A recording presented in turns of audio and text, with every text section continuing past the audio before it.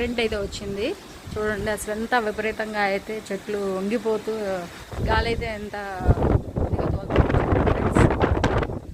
Night 10 తర్వాత అయితే గేట్లు వేద్దామని బయటకు వచ్చాను కదా.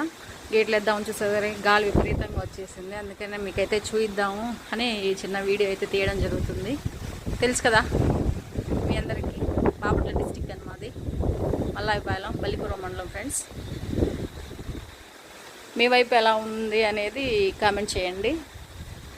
మా సైడ్ అయితే విపరీతంగా ఈరోజైతే స్టార్ట్ అయింది. వాతావరణం అయితే ఇలా ఉంది.